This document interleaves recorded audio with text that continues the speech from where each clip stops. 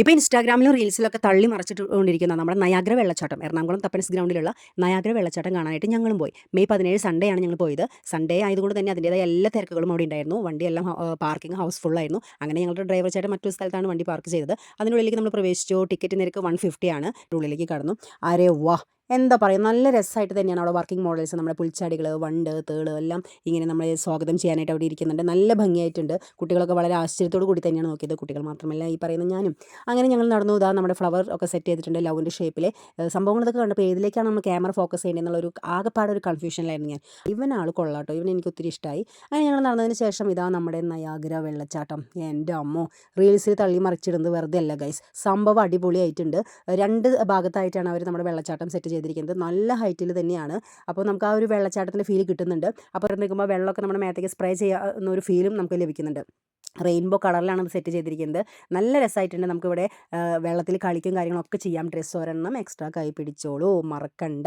Dress change ചെയ്യുന്നതിനുള്ള സ്ഥലം അവിടെയുണ്ട്. അപ്പോൾ ഇവിടെ നല്ലൊരു എന്താ പറയുക, നല്ലൊരു കൂളിംഗ് ഫീലാണ്. ശരിക്കും നമ്മുടെ അതിരപ്പള്ളി വെള്ളച്ചാട്ടമൊക്കെ കാണാൻ വന്ന ആ ഒരു വെള്ളച്ചാട്ടത്തിൻ്റെ അടുത്ത് നിൽക്കുന്ന പോലെ തന്നെയാണ് ഒരു ഫീലിംഗ് ഉള്ളത്. ഞങ്ങൾ തൃശ്ശൂരിൽ നിന്ന് ഇവിടം വരെ, എറണാകുളം വരെ വരണമെങ്കിൽ എന്തെങ്കിലും ആ ഒരു എന്താ പറയുക, ആ ഒരു ഞങ്ങൾക്ക് യാത്ര എന്തായാലും അത് ഒരു നഷ്ടമായിട്ട് തോന്നിയില്ല. സംഭവം കിടുവായിട്ടുണ്ട്. ഇത് ഉണ്ടാക്കിയ ആൾക്ക് എന്തായാലും ഒരു ബിഗ് സല്യൂട്ട്. കാരണം അത്രയും നല്ലൊരു ഫിനിഷിങ്ങും കാര്യങ്ങളായിട്ടുണ്ട്. ഈ ഒരു ഒട്ടകത്തിന് കണ്ടപ്പോൾ ഞാൻ വിചാരിച്ചിരുന്ന ഒരു ഒട്ടകത്തിനുള്ള റൈഡ് നമുക്കിവിടെ ചെയ്താലോ, പക്ഷേ സംഭവം പഴി അത് ഉണ്ടാക്കി വെച്ചിരിക്കുന്ന ഒട്ടകമായിരുന്നു ഗൈസ്. അങ്ങനെ ഞങ്ങൾ വെള്ളച്ചാട്ടമൊക്കെ എക്സ്പീരിയൻസ് ചെയ്ത് പുറത്തേക്ക് കടന്നു. പുറത്തേക്ക് കിടക്കുന്ന നമ്മളൊരു എക്സിബിഷൻ പോലെയാണ്. നമ്മുടെ ഇതൊരു എക്സിബിഷൻ പോലെ സെറ്റ് ചെയ്തിരിക്കുന്ന ഒരു സംഭവമാണ്. ഫ്ലവർ ഷോ എക്സിബിഷനൊക്കെ നമ്മൾ തൃശ്ശൂർക്കാർക്ക് അറിയാലോ, അതേപോലെ തന്നെ സെറ്റ് ചെയ്തിരിക്കുന്നു. പക്ഷേ ഇവർ കുറച്ചുകൂടി ഒരു ഹൈ ലെവൽ വെള്ളച്ചാട്ടവും പ്ലസ് എക്സിബിഷൻ സ്റ്റാളുകളാണ് അറേഞ്ച് ചെയ്തിരിക്കുന്നത്. നല്ല രസമായിട്ടുണ്ട്. പിന്നെ സ്റ്റോളുകളൊക്കെ എല്ലാം നല്ല ആക്റ്റീവ് തന്നെയാണ്. ഈ അലുവ ചേട്ടൻ ഞങ്ങൾക്കൊരു അലുവ തരുമെന്ന് വിചാരിച്ചു ടേസ്റ്റ് നോക്കാനായിട്ട്, പക്ഷേ തന്നില്ല. സാരമില്ല.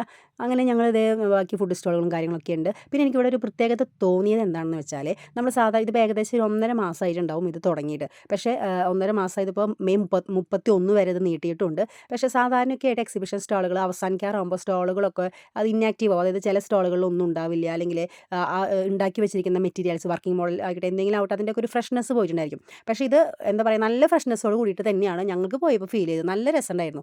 എല്ലാ സ്റ്റാളുകളും നല്ല ആക്റ്റീവ് ആയിരുന്നു. അപ്പോൾ അങ്ങനെ ഒരുപാട് ഇഷ്ടപ്പെട്ടു. പിന്നെ വന്നപ്പോഴുണ്ട് നമുക്ക് കുട്ടികൾക്ക് കളിക്കുന്നതിനുള്ള പാർക്കുകളും കാര്യങ്ങളും റൈഡുകളും ഒക്കെ ഉണ്ട്. പക്ഷേ ആ റൈഡുകൾക്കൊക്കെ എക്സ്ട്രാ ചാർജുകളാണ്. ഓരോ റൈഡിനും ഓരോ ചാർജാണ്. അപ്പോൾ പിള്ളേർ പറഞ്ഞു നമുക്കമ്മ ജൈൻറ്റ് വീലിൽ പോയാലോ. പിള്ളേർ ഇതുവരെ ജൈൻറ്റ് വീലിൽ കയറിയിട്ടില്ല. ഞാനും പണ്ട് പോയിട്ടുള്ളതാണ്.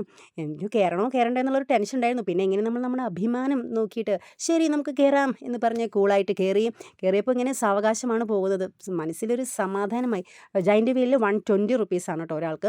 അങ്ങനെ അതിൽ കയറിയും അങ്ങനെ പിള്ളേർക്കൊക്കെ ഇങ്ങനെ മോട്ടിവേഷൻ കൊടുത്താൽ ഇതൊക്കെ എന്താ എന്ന് പറഞ്ഞ് ഇങ്ങനെ ഇരുന്ന് കുറച്ച് കഴിഞ്ഞപ്പോൾ അതേ കയ്യിൽ നിന്ന് പോയി തുടങ്ങി സംഭവം. 10 റൗണ്ടായിരുന്നു ജൈൻറ്റ് വീലിൽ എക്സ്പീരിയൻസ് ചെയ്യാനുള്ളത്. 10 റൗണ്ട് എങ്ങനെയോ തീർന്നെന്ന് എനിക്കറിയില്ല. അങ്ങനെ എല്ലാവിധ കിളികളും പോയി ഇറങ്ങി. പിന്നെ ഒരു കാര്യം അതുകൊണ്ടുണ്ടായി. ആദ്യം തന്നെ ജൈൻറ്റ് വീലിൽ കയറിയ കാരണം പിന്നെ ഒരു റൈഡിലും കയറാൻ ഒരാൾ ആവശ്യപ്പെട്ടില്ല. അതുകൊണ്ട് ബാക്കി പൈസ നമ്മുടെ പോക്കറ്റിൽ തന്നെ സേഫായിട്ട് ഇരുന്നു. അങ്ങനെ അവിടെ നിന്നും പുറപ്പെട്ട് ഞങ്ങൾ നമ്മുടെ വണ്ടിയിലൊക്കെ കയറി. പുറത്ത് നല്ല മഴ, വിശപ്പിൻ്റെ വിളികളൊക്കെ വന്നു തുടങ്ങി. ചൂടുള്ള കുഴിമന്തി ഞങ്ങൾ ഓർഡർ ചെയ്തു. അങ്ങനെ അതെല്ലാം ഞങ്ങൾ കഴിച്ചു സമാധാനമായി. ഇനി ലാസ്റ്റ് വൈൻഡപ്പ് ചെയ്യുന്നതിന് വേണ്ടിയിട്ട് ഞങ്ങളൊരു ലെമൺ ടീയും കൂടി ഓർഡർ ചെയ്തു ഗൈസ്. അങ്ങനെ ഞങ്ങളുടെ ഫാമിലി ട്രിപ്പ് വളരെ മനോഹരമായി തന്നെ കഴിഞ്ഞു. Thanks for watching.